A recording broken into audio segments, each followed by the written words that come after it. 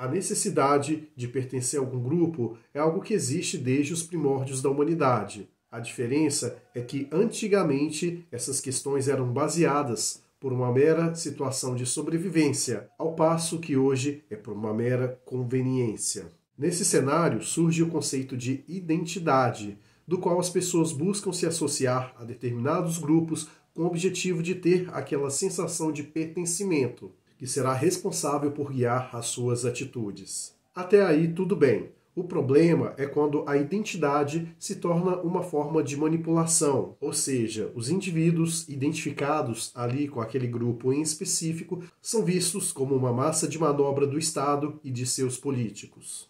E é sobre esse assunto, referente às pautas identitárias, é que vamos conversar aqui. Então, vem comigo.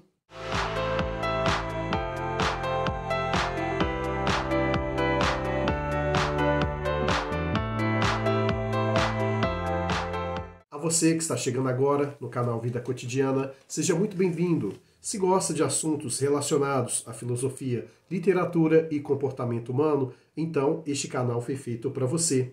Clique aqui no botão inscrever e também ative as notificações para que você possa estar a par sobre todo novo vídeo que surgir por aqui.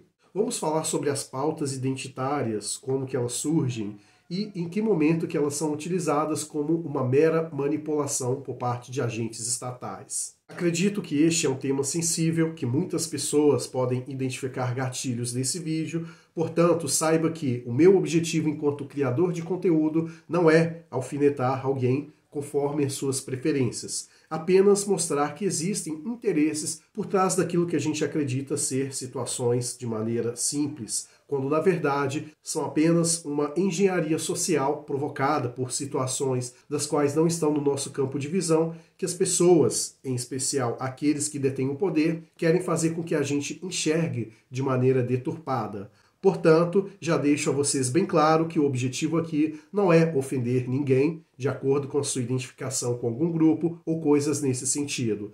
Então, antes de começarmos esse assunto, espero que vocês estejam bem alinhados comigo aqui neste contexto, ok? Como citado aqui na parte introdutória, a sociedade ela sempre se baseia na formação de grupos. O ser humano é um animal que tem essa necessidade de estar em bandos, e isso é bem justificado por questões desde a antiguidade, do qual é necessário que ali existissem grupos para que aquele grupo pudesse estar seguro mediante a qualquer ameaça externa. Por exemplo, o ataque de um animal, também para colaborar no sentido de se proteger do frio, também de coletar alimentos, dentre outras coisas mais, pois estamos aqui citando um cenário primitivo. Hoje não difere muito, porque, querendo ou não somos especialistas em tudo. Por isso, precisamos de alguém que vai fazer nossas roupas, de alguém que vai construir nossas casas, de pessoas que vão cuidar de nós quando estivermos enfermos e assim sucessivamente. Então a colaboração é algo que nós não abrimos mão de maneira completa. Portanto, é necessário ainda que haja esse tipo de engajamento no sentido de troca. Porém, não há aquela necessidade tão primitiva como de antigamente. Mas, como aqui estamos falando de identidade, as pessoas colaboram de maneira primitiva no sentido a querer colocar em primeiro plano aquilo que consideram como o que elas são de fato. E para começarmos a destrinchar esse tema, precisamos entender o conceito de minoria. Existe a minoria do ponto de vista sociológico e do quantitativo. É mais comum falarmos minoria quando temos, por exemplo, um determinado número de pessoas e se um a mais do que a metade está de um lado, então, quantitativamente, aquele grupo é a maioria e o que tem, por exemplo, um a menos da metade é considerado minoria. Assim, estamos falando do ponto de vista quantitativo, porém, existe um conceito em sociologia de minoria que é referente àqueles grupos que, historicamente, são colocados à margem da sociedade.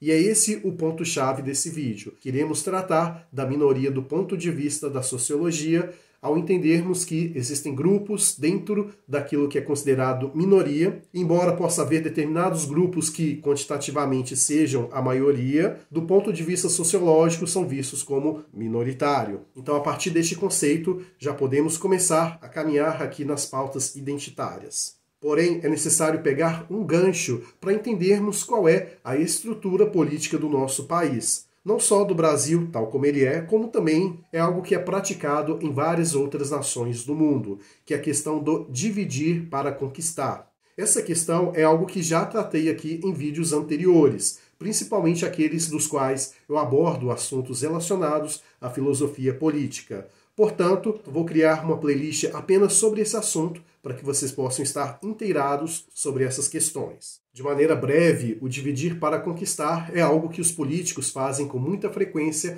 para que consigam, assim, manter aquele seu eleitorado. Porque é uma estratégia muito comum de qualquer político elencar um inimigo em comum para que possa, assim, angariar pessoas ao seu grupo para irem contra este inimigo. Mesmo este inimigo não sendo uma ameaça propriamente dita, mas como faz parte da estratégia política, é necessário ter um vilão e é necessário que o político se autoproclame como o mocinho que será responsável por guiar na batalha contra esse vilão de fato. E este vilão pode ser um determinado grupo, pode ser um outro político, pode ser também uma ideologia e tantas outras coisas mais. Por isso, essa estratégia, do ponto de vista de quem tem o hábito de pensar além do senso comum, está mais do que careca de saber que é natural que políticos façam isso. Então você, inscrito do canal Vida Cotidiana, está mais do que convidado a refletir sobre este assunto. Pense naquele político que se diz bonzinho, puritano,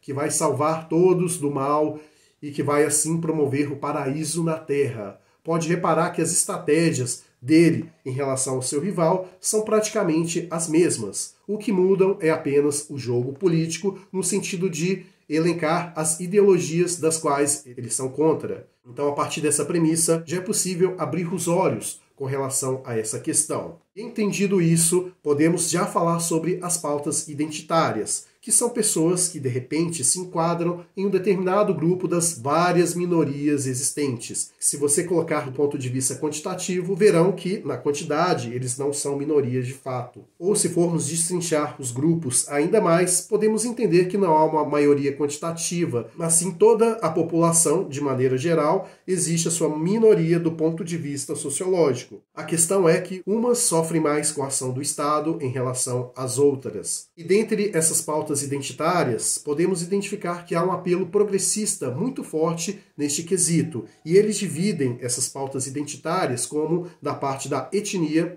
a parte da orientação sexual, também da classe social, das questões de regionalidade e assim sucessivamente. E a partir daí, uma vez que esses grupos já estão bem mapeados, as pessoas que estão mais voltadas para esse lado progressista dizem defender essas causas a ferro e fogo, que são os defensores dos fracos e dos oprimidos. Ou seja, são seres de luz puritanos que defendem à torto e à direita essas questões das minorias. Quando, na verdade, se você parar para observar o jogo estratégico que aqui mencionei, você vai identificar que eles visam apenas o poder pelo poder. E não apenas fazer uma defesa dessas pessoas que estão à margem da sociedade, por assim dizer. Estando com o poder nas mãos, acabam agindo por interesses particulares e deixando de lado aqueles que um dia eles juraram defender. Podemos ver hoje, nas últimas eleições do país, que foi isso que aconteceu, que acontece e tende a acontecer.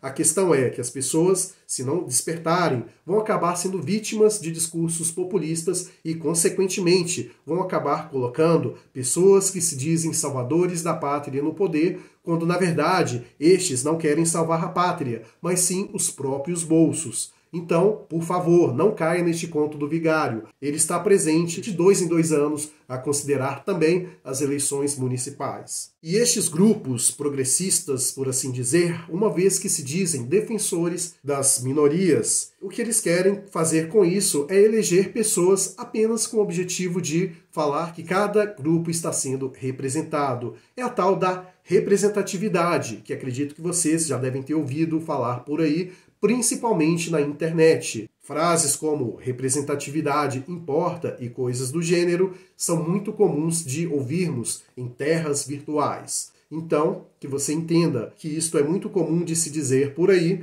e principalmente entre aqueles que almejam o poder.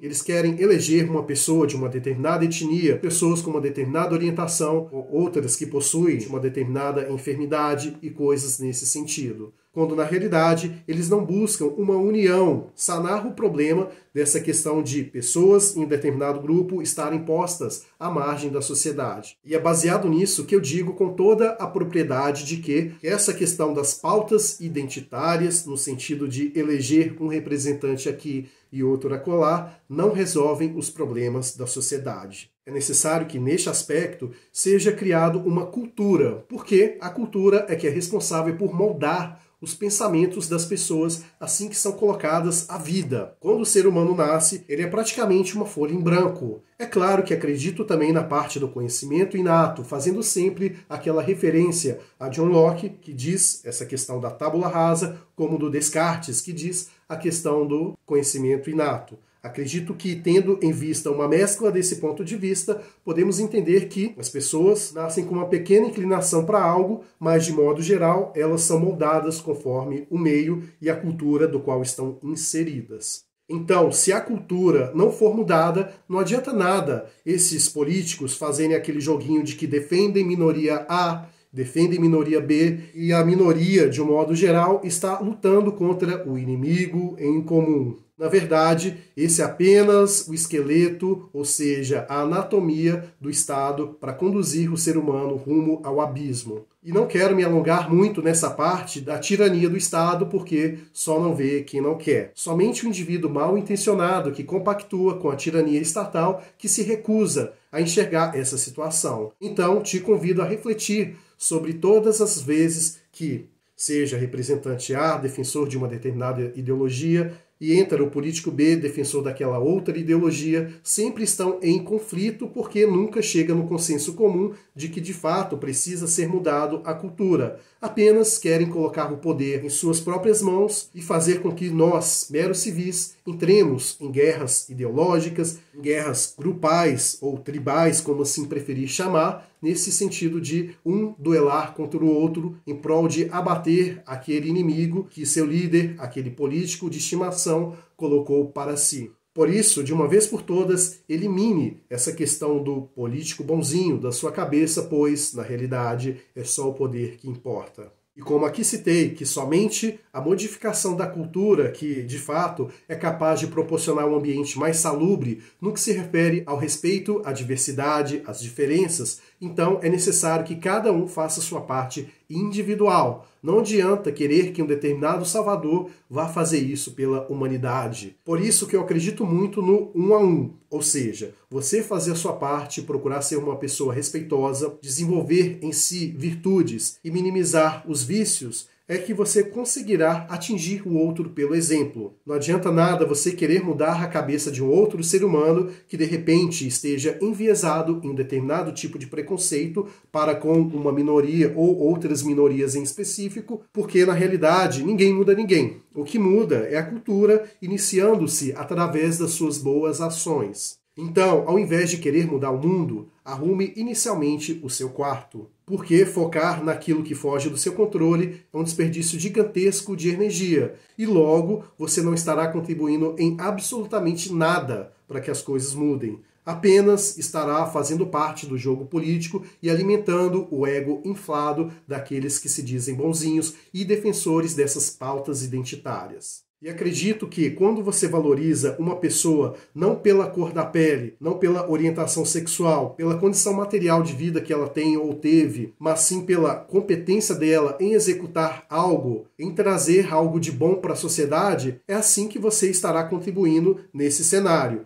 Agora, fingir que defende um grupo, sabendo que em todo grupo existem pessoas boas, mas também existe uma quantidade gigante de pessoas más, você estará colocando as más e as boas no mesmo balde e, como consequência disso, estará fazendo com que as boas sejam penalizadas pelo comportamento maléfico daquelas outras, somente porque estão ali dentro daquele balde. Então saiba diferenciar, saiba valorizar pessoa por pessoa, independente se ela está ou não alocada em uma determinada minoria em específico. É importante valorizar o ser humano pelo que ele é, pelo que ele transparece e pela contribuição que ele dá para a sociedade de modo geral, não apenas por ele ser apenas um mero pertencente a um grupo minoritário. Então, pare e pense, é necessário valorizar as pessoas na sua individualidade, ao invés de enxergar a bondade na maldade. Portanto, que fique claro essa questão de saber avaliar quem contribui daquelas que, na verdade, estão querendo apenas uma questão de status e de poder.